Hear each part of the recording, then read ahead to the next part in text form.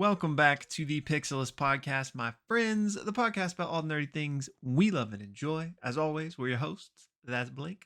I'm Will.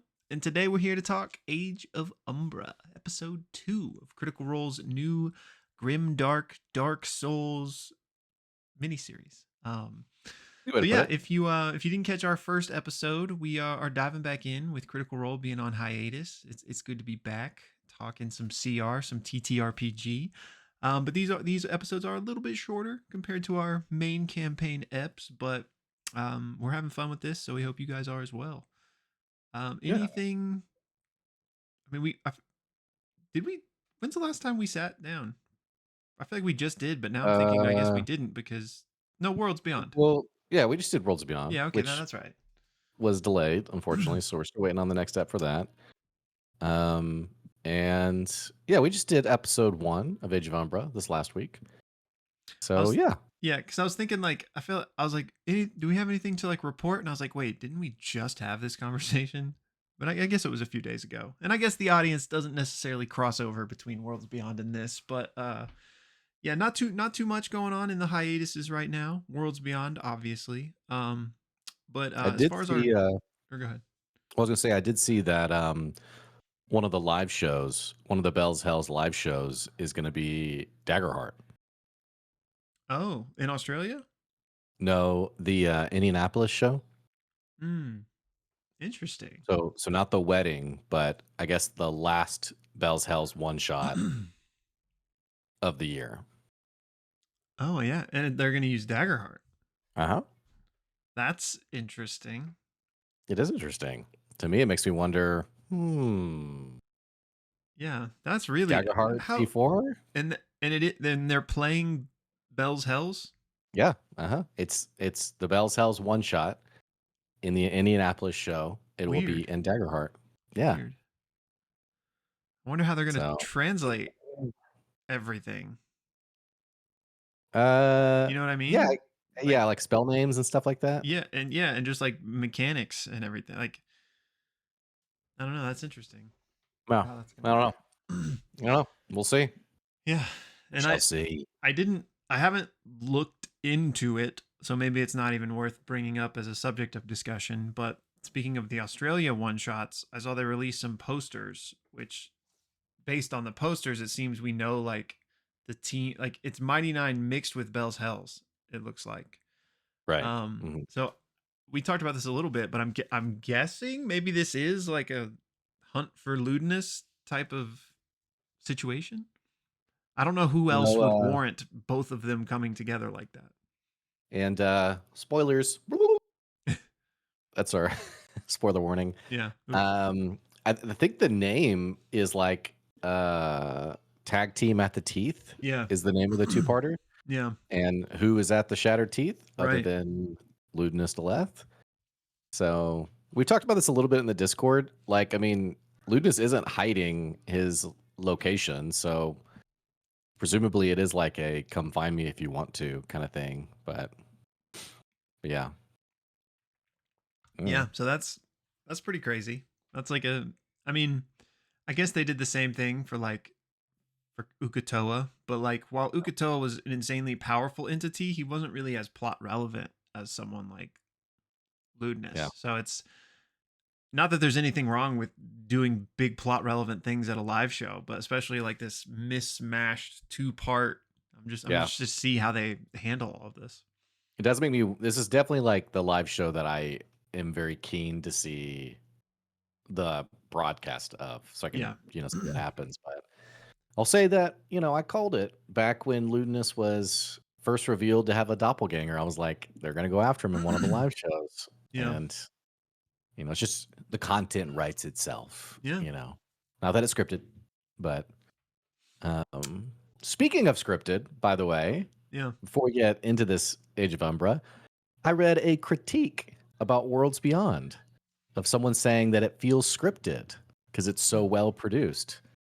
It's like there's no like the person didn't understand that like so much of the crosstalk and stuff had been edited out, Mm, and so it was like, oh, it's a scripted show, which you would think that if you didn't know how yeah. much work Taylor Moore had put in.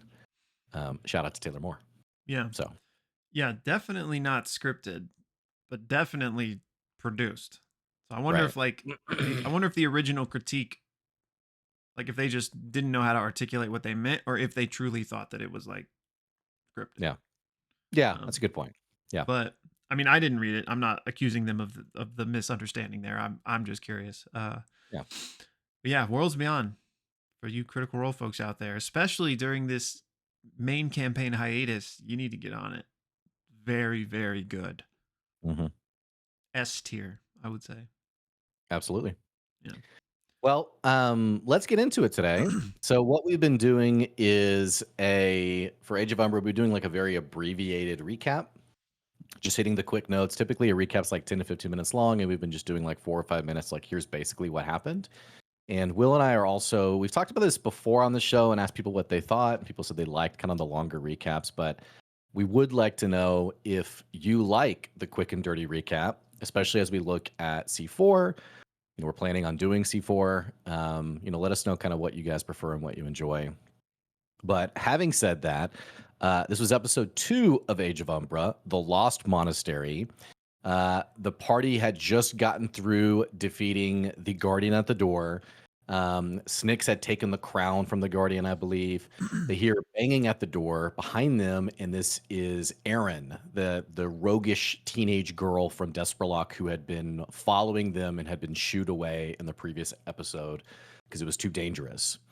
Well, all of them together go deeper into the vaults. They do find their way to the Filaments Harrow, the name of the place that sort of like is where the Lost Monastery is set.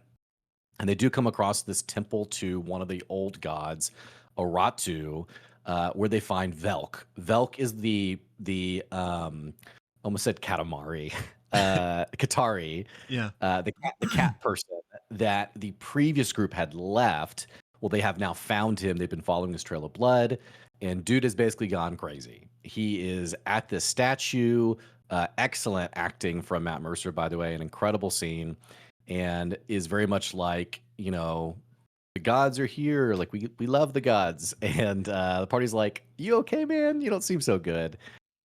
He basically goes crazy and like slashes a statue, and this smoke comes out. It might be Umbra, and it becomes like giant size.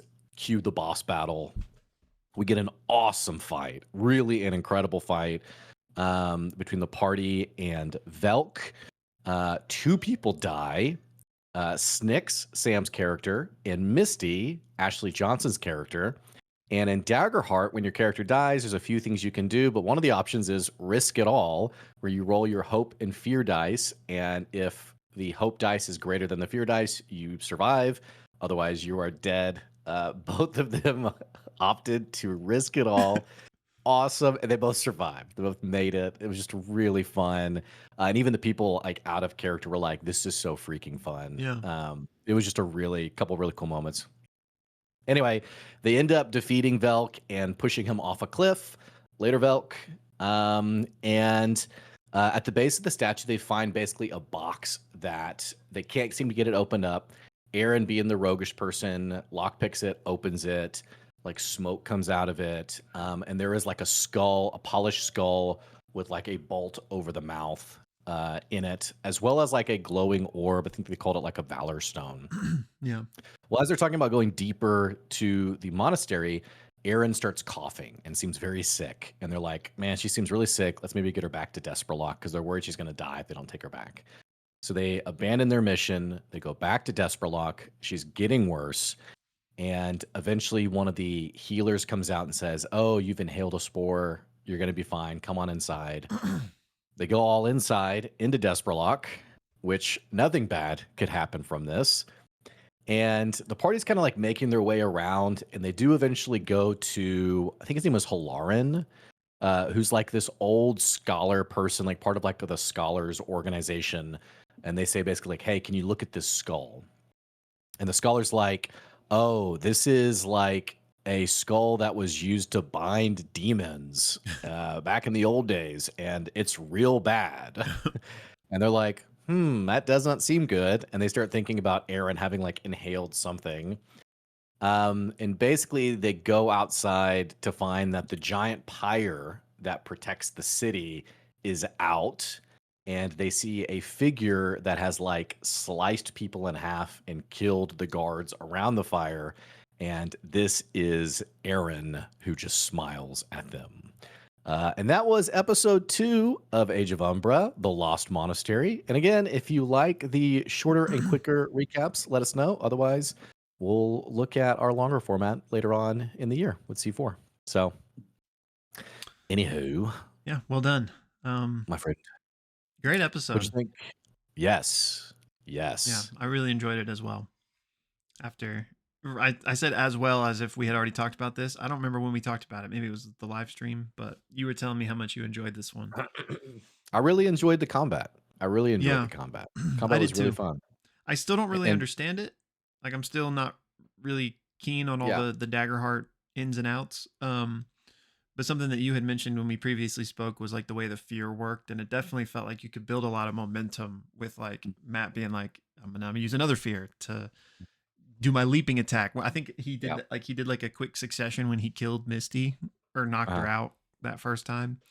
So yeah, I could definitely see some really cool like just experiences in combat with this system. yeah, there was some really cool like I don't understand armor versus HP. Like there was a moment where like one of them got like a severe hit or something, Yeah. and I don't fully understand that yet. And then also like if we were talking about this in the Discord, like if you do something and it fails, it gives the baddie fear. And someone Hmm. was talking about a like a martial character fighting basically ghosts, and if they're intangible, if you can't hit them, it's actually better for your character to do nothing than try to attack them because it feeds fear to the DM. Mm. That kind of stuff, I was like, well, that can't be intentional, like Yeah. where it works that way. But I love that both the players opted to risk it all Yeah. for their final, Yeah. I role, so wanted to to talk speak. about that mechanic in particular because that seems like such a story driven way to Hmm. handle like all three options. Like there's the one option which is basically like the normal D&D option. Like you're kind of unconscious until you either get healed or whatever, right? But That's Blaze the of Glory scar is amazing. option. Yes, Um and Blaze of Glory, I mean, does it just defeat the baddie? I think I it don't know. does, right? I'm sure there's limits. I would imagine it's still within the realm of what you can even do. So like Yeah, and it's just like a guaranteed critical success is how I understood it. So like maybe you could like cast your strongest spell or do your strongest attack and it's going to crit, but like whether or yeah. not that kills the bad guy I guess would be up to the DM. I mean, I guess that's everything in TTRPGs, right? Like it's just up to the DM what he wants to allow you to do, but um Mhm. I think Yeah, it that's a says really automatic, cool like yeah. yeah, automatic critical hit. Okay, that makes sense. Yeah, well, um Sam as, FCG when they Yeah, were that's first kind of exactly what like I thought of. Like it was yeah, basically the FCG moment. yeah, and I think Sam even said, like, "I'm Blaze of Glorying," Yeah. I'm doing it. So, yeah, for the listeners, you can go unconscious like normal, but you take a scar. I don't know what a scar is, but I having played Pandemic, I'm sure it's a permanent negative to your character. Yeah, it I'm reminded me assuming. of I don't know how it works either, but it reminded me of there's like a similar mechanic Mhm. mechanic in Candela where like you get Mm, like a permanent kind of like disadvantage sort of not TTRPG disadvantage, but yeah, permanent bad thing on your character. But I think there's also a way to remove scars, but I might be getting yeah. my Okay. wires crossed. No, that would make sense. So you have the scar, you have Blazes of Glory, where you can do like one final action, and it's an automatic critical success. Um, and then Risk It All, which we already described, which both characters opted for. It's just fun. It was Yeah, just fun. which I'm glad. it's literally just a 50-50, right? Like I Yeah, don't think you get like bonuses on that. Do you? I don't think so. No, I think you Yeah. literally just roll both your dice, and you hope that the hope dice is Is higher. yeah. I'm pretty sure. And then I think you take the difference, and that's like how much Yeah. That's like how much HP it. you get back or something like that. Yeah, something like that. Um Or no, actually, I think you take the total that's rolled, and that's how much you get back, Okay. not the difference. I think Ashley maybe it was like 12 or something, but the hope was higher, and so she got that amount. Yeah, she got like Yeah. fully restored almost. Yeah, right. That's why I don't think it's the difference because 'cause Yeah, they're that using yeah, that's true. D12s, so it wouldn't make sense in my Yeah, mind. Um, but which anyway. s- really fun mechanic will make for some really high highs and low lows though at the table because like in this case they both were successful, but one of them might have just died, which One Matt of them even mentioned yeah, in this episode. Like, hey, by the way, if someone dies, like they're done. Like there's no backup characters. There's no like you will leave this table and not return to the miniseries. So yeah, which I missed that detail, and then Glimmy mentioned it also. Yeah, I love that. I'm like, "Hey, this isn't like, oh, you're kinda dead," but, yeah. it's like, "No, it's you're dead." So, it's fun. There's a theory going around that Liam and, Laura's characters are the backup characters. That, like, Oh. someone's going to die, Mm. and that they will then, "We're here Yeah. just in case anything bad happens Yeah, to you that I mean, guys." that would make sense. That'd be cool. So, and then Liam tweeted, a few days ago, he tweeted, like, "That's some great characters you guys have there. It'd be a shame if something happened to them." So, that even more fuels the theory Yeah. that, I mean, I bet that something is what's gonna happen then, because that makes sense. Um, something I told you in the live stream is that I'm really loving the setting in, like, mm, this separate from Exandria world. yeah. Now that you've now that you've watched episode 2, what's your, how are you liking the setting? Yeah, I love it as well. I think I've said this every time we've talked about it, but I just feel like I'm in a Dark Souls game. And it like Mhm. especially with the I don't know what they called it, like if it's called a short rest, but that the little sequence where they like sat by the fire and like got their things restored. And I think Matt described like a dragonfly and like the hum of like something like restoring them. And I felt like Yeah. I was at a bonfire leveling up. Um so Well, yeah, and I love this setting too. when they came out of, like, the vaults and they were, like, looking out to the monastery, I think Matt or someone even said, like, you can see, like, the light crackling of a fire, like, in the Mm, distance, and that made me think of, like, when you've gone through a dungeon yeah. in Dark Souls or Elden Ring, and you're like, "Oh, thank goodness, a bonfire." Yeah. Like, we finally made it here, so Did it's a you good vibe. you played Hades, right? Yeah, uh-huh. It kind I don't know if you remember this like weird mechanic in Hades, but there were like certain points where you could like just like press the action button and you would and like the vista would like zoom out and you'd get to like overlook certain scenes. Mhm. It kind Yeah, of reminded me of that moment. Um yeah, but yeah, I love this setting. I think you said it when we last spoke, but like Matt really does feel like he's in his element with it. mhm. Yeah, I thought he played Velk well. I mean, it was all really good. And then Aaron. Poor Aaron. Sorry, Aaron. I know. I don't think you've never seen Attack on Titan, have you? No. I've been watching that recently, and the main I character's did name have is I Aaron. did have something spoiled for me for it, Well, like, don't say it because I'm not done yet. yeah, a few days Um, ago, but but anyway. that's all. Like that name is like a trigger for me because that's all I keep thinking about every time I hear Aaron. And where the story's going, maybe could be sort of similar. But I don't. Not to jump to the end yet, but This is an anime or is it a yeah, yeah, manga? yeah. Okay. People Uh, love that uh, show. yeah, it's like I'm not done with it yet, but I would also say it's S tier. Like people say it's like a lot of people say it's like the best show, like not even anime, like Wow. Breaking Bad level like type show. Wow. Yeah, I've heard it mentioned over and over and over again.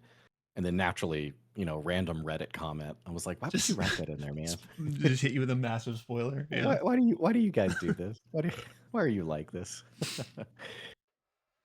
Yeah. Um two What were we two talking about? thoughts on that battle at the start before we jump anywhere else. One classic Matt, I look for like DM tricks, you know? And maybe this was unintentional, but it registered to me. Like I like how he like one of the first things he did was try to throw Misty off the cliff. Mhm. And to me that registered as Matt showing the crew like here's an easy way to beat this guy. which they ultimately Mm, do kick him off the cliff. mhm, Which he was like, they were doing so much damage. I mean, like you said, the two of them died. So I was wondering, like, mhm, was that realistically the only way to end this battle? Like, if they had tried to do like the normal battle of attrition, I don't know if they uh, would have even been able to beat him. So I again, loved this might be me reading way too much into it, but no, I I was like, secret video game, like boss kind of hint, yeah. like, oh, that cliff, like maybe use this. Yeah, no, it's a great insight and, a great move from Matt. Just even just showing, like, what's in the arena Yeah, to like interact building against.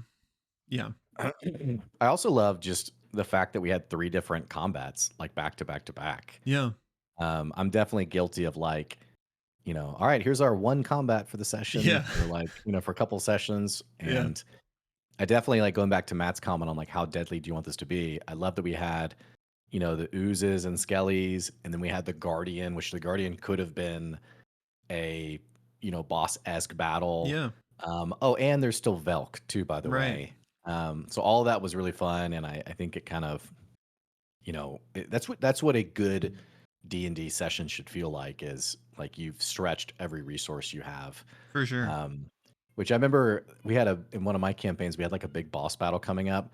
And to my wife, I was like, yeah, you guys are pretty stretched thin. And she was like, actually, I think I have like almost all my spell slots still. Like I looked at like the character sheets and I was like, what, when did this, like everyone had everything. I was like, I thought you guys spent everything on the previous one, but I guess not. She was like, we're good. I think we're Yeah, good. we're fine. Yeah. Was there a second thing I think you were going um, to say?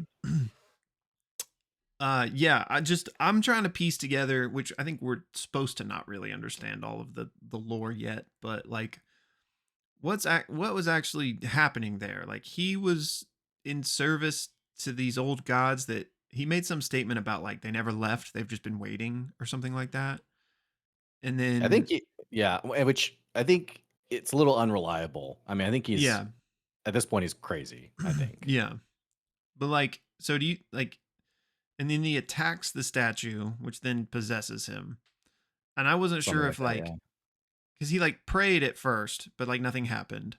But yeah. then did he get mad and destroy the statue like out of rage, or did he know that destroying the statue would like invoke that?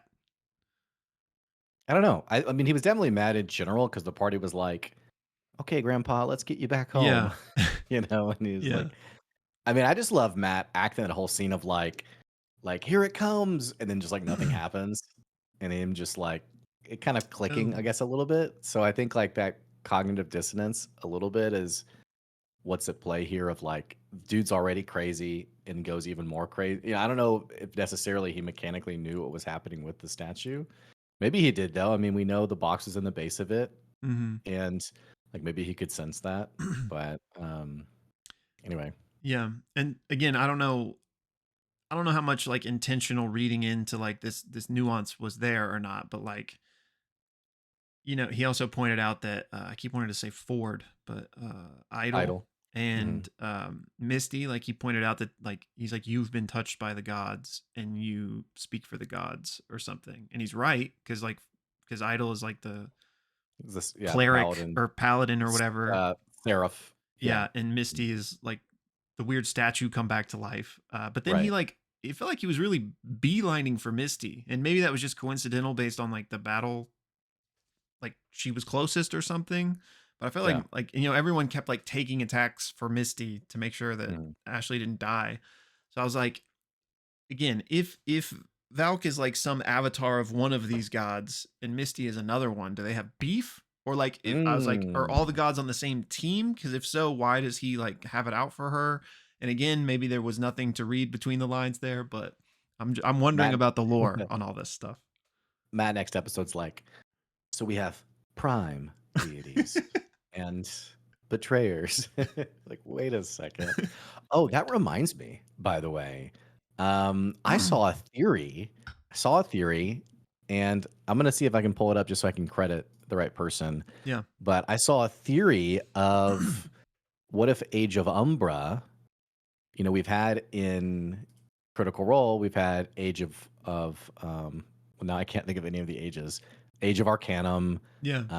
Like Matt's used the age phrases before. Yeah. What if the Age of Umbra is like a far post end of world age Mm. in Exandria? Oh, that'd be Which I was crazy. like, that's a very interesting thought. Yeah. But That'd be cool. that's just total conjecture. I don't think there's any actual evidence to it. Yeah.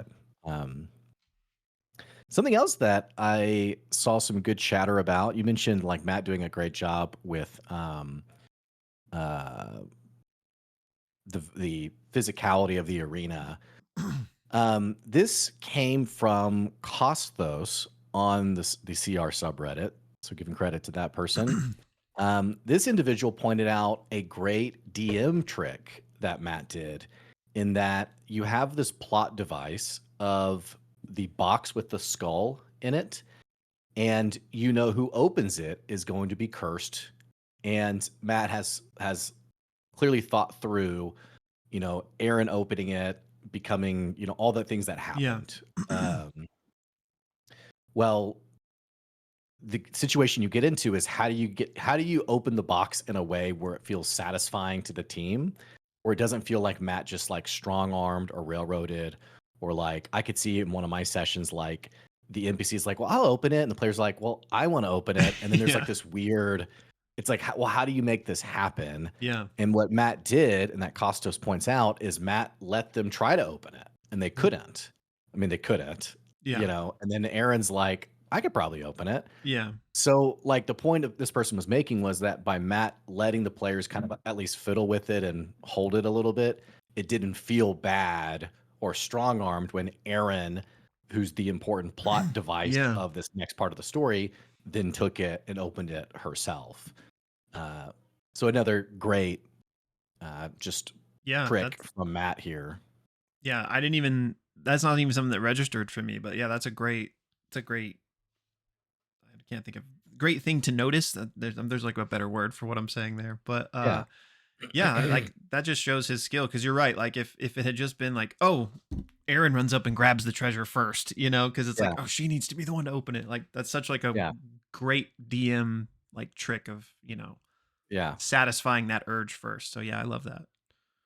Something else with this too that kind of got on my nerves was this was in like this is all on Reddit, naturally. The mega thread, like post episode discussion, there was a lot of like negative chatter about Matt railroading the party, of like, oh, well, they sent Aaron away and then Matt brought her. Like, that's so unfair from Matt. And like, all I would say is to that kind of critique is, because there's also things that were like, he took away the player's agency. He like, he didn't let their decisions matter. And Mm-hmm. I'm like, guys, if you've ever DM'd before, like there has and we've talked about this in a previous soundbite too, that you do have to railroad your players in a way. It's about how you do it though. And that's Mm-hmm. kind of follows what we said with Aaron here of, Matt had clearly thought through opening this box. So like as a DM, a lot of times you're putting together puzzle pieces of, I need Aaron to be the one to open the box. Now, how do I get to that point? Yeah. Otherwise, it literally is pure chaos and anarchy, and it's where you have the big bad dragon, and the party decides to go to like the weekend beer festival Yeah. instead. It's like, okay, yeah, you go to the beer festival, Yeah. you know. So I guess all I'm saying is unfortunately, there is railroading that happens in good D&D, but a great DM knows how to do it in a way that doesn't feel bad and doesn't make it feel like you've lost your agency. Yeah. So, anyway. Agreed. I don't even want to try to paraphrase it because I'll butcher it, but in the GM chat, I think Brennan gave like a fantastic explanation on railroading. How it's like not a negative, like it happens in every D&D game. It's just about like knowing where to lay the tracks for your players type of thing. So I mean, I Mhm. get what people are saying, but like I thought it was cool that Aaron came back personally. I even thought that. I Yeah, was like, "Oh, like what's this going to develop into?" And I think like there could be a criticism, but like this is not the example of that in my right. opinion. Like, you know what I mean? So, Can't Yeah. please everyone. We could probably agree that Matt forcing Taliesin to give up the shard is that's we're on the same page on that one. Oh, man. No comment. Well, so Aaron gets brought back to Desperlock. Yeah. It kind of feels like, I mean, the pyre's out. It kind of feels like Desperlock is done. Yeah, I didn't even register that until you mentioned that in your recap. I just maybe I was caught off guard by everything else that was happening, but so the fire has been extinguished. Fire's out. Okay, yeah. Probably not a Fire's good out. sign. The great pyre has been extinguished. And I wonder Uh, it sounds like something that's not as easy as just relighting it, you know what I mean? Like I wonder if there's like you probably need more than just a match to get that bad boy going again. Like if there's like a ritual or something, I don't know, but I mean, I have to also imagine that it's probably not easy to put out either. yeah. Like she's used something supernatural to put it out. Um, but yeah, I'm assuming you don't just like blow on it or throw dirt on it. Yeah. So they, to your comment on like it's not easy to get started again, they probably never anticipated something just putting it out like Yeah. that. Yeah, for So sure.